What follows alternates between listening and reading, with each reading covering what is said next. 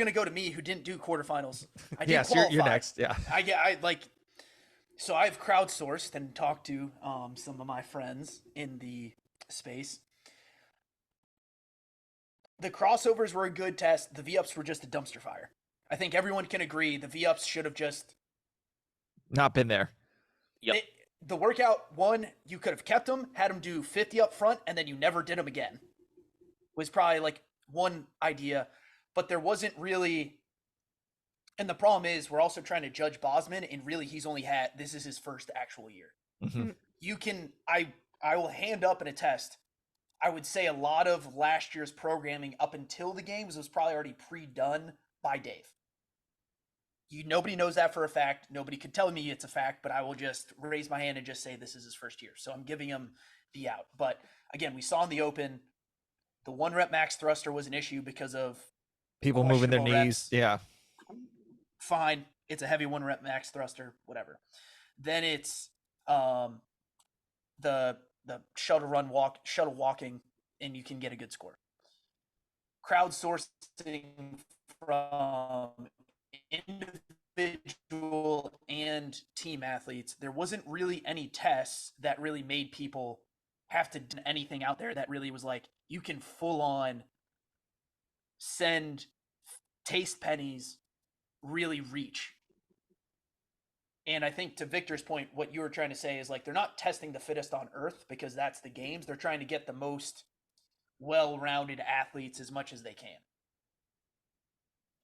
Because you got to reduce the population from, okay, you have 100% participation in the open. You're going to take the top 10%. Then we got to whittle that down to probably the 0.05% is probably how many athletes get the semis and teams. The crossovers was good if you could do them, and that's just a learned inherent skill effect probably, which I did like. And the wall facing handstand push-ups was good. It was just like one of those things that you're just like, really, you guys didn't see that one coming? Really? Like, it was probably the only thing. But when it came down to testing strength on the team side, there was a lot of people that Hannah probably saw on the leaderboard. People kind of just sandbagged the first part and then just knocked out, and so the scoring kind of went wonky on that test 3. No, I mean, at least like with at least with like that workout, that one was like very nuanced because it really everyone was recovered except for the last person in the relay. So it was really like, all right, hopefully you have strong girls because they need to get the bulk of your reps. Like Jordan and I almost got 30 reps on our own versus like Mike couldn't really like go do a clean and jerk until like, I don't know, the 90-second mark. So it was just, and even then, like I heard people on teams where the second guy went so hard he couldn't do a single clean and jerk. So it's like, it had those nuances, and I really did like that. I also like the strength under fatigue, both like in the team setting and an individual. I mean, I'm always a proponent of not just having a 1 max strength just thrown in there. So I like, that's why I like quarterfinals a little bit more this year. But I mean, like all in all, I think it's we got the well-rounded test we needed, and like I mean, Boz, just like Dave, is trying to create a story. So it's just kind of being like, all right, what's the next generation? Is like they're breaking out trapeze at semifinals. Yeah, like, all right, we have to go swing, and hopefully we reach and make it to the other side and not die. Something like something like that. I wanted to also note that you said something that was really cool. It was talking about the strength under fatigue and being able to do the clean and jerks was something that we actually talked about on our last pod about the thruster, thinking, hey, why don't we do 5 minutes of max thrusters at a heavier weight? And lo and behold, maybe this was why they didn't do that, because they were saving it for team quarterfinals to do this. Hey, this is the test that we wanted later on in the stage that would more adequately test it with our set weights. So I don't know. I think it's kind of cool. Some of the things that we were asking for during the open, we did get in quarterfinals.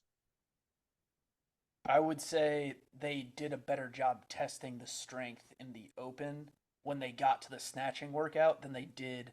But it's like kind of like your like if they reduced the weight from 275 to 155, I think that was like really the breakoff point, and they knew that they could do it that way because there was a lot of women like who made quarterfinals that struggled at 185, and then 275 like like, and that's the hard part when you're delineating. It's like you look at because we all compare semifinals based on games athletes, and there's a difference between the bubble athlete going to semis and then like your Lucas, your Chandlers, your Colton Mertens. It's like they don't have a problem at 275. The quarterfinals is make sure your like videos work and you know how to and you don't have an Annika Greer. Like that's essentially what you're more worried about. But And plus, I think that 275, when they add it on there, it kind of makes the people that just got into quarters and are not really the fittest to say, hey, you need to work on a lot more stuff to get to where you want to go. And obviously, like, maybe some people that got into quarterfinals couldn't even clean a jerk 275, like not even close, not even close. And so that was a big. that was a big eye opener for a lot of people. I can imagine. That was a big gripe too. A lot of people were complaining about that, and a lot of people made their tough content shit about Sorry. it. Yeah, exactly. Well, that was my thing. Those people were probably the people who were like flying through the deadlifts and like workout 5, right? Like they're like that's the thing. It's like everything comes back to baseline where like you have to be so well rounded to keep moving on. Mm-hmm. I hear, like, when I think about this, I think of like the people who griped about 225 in the snatch during the open. It's like, bro, you weren't even getting through 185. Like those are those Yeah, people. Like yeah, those are the people I'm talking to. I'm like, oh, it's 225. It's like, dude, you barely did a strict handstand push-up. Like what? Like you're like we gotta like put those building blocks in of like because a lot of people were like because it was funny because we predicted it and we like weren't really close to guessing it. Like Victor was closest, but like the 3 minutes and just continuing on. But it was just like funny because like you could just see people just got to 135 and then just got steamrolled getting to the wall. Yeah. And I think it's just something funny to hear all the complaints about, oh, well, I paid money and I wanted a test and I wanted this. No, you didn't. You didn't want a test. You just wanted to beat your friends and you needed pride. Yeah, exactly. You wanted a medal. You wanted to run your race, and you wanted it to look good on the board. And when you got a workout that completely stopped you, you're like, well, I just wasted my money. I'm like, no, you wasted your time this whole year focusing on shit you needed to focus on. Because and you're like, oh, I can power clean 135 and do 20 ring muscle ups, and I can do like shuttle walks and burpee pull-ups, like, and I'm not strong. Yeah. It's like you probably didn't thruster all that much either, buddy. So please kick rocks and carry on. Yeah, I love the people that do races and then once they get their like little like fake medal that they walk around town with it after like hours after. You're just like, oh, you ran the 5K for Michael Scott's for Tots, like 5K. It's like, bro, just quit it. Like, yeah, it's like, come on. It's like, hey, that guy's an inspiration. He ate so much fettuccine Alfredo and milk that day of he's carbo loading hard. Okay, success. Yeah, exactly. So.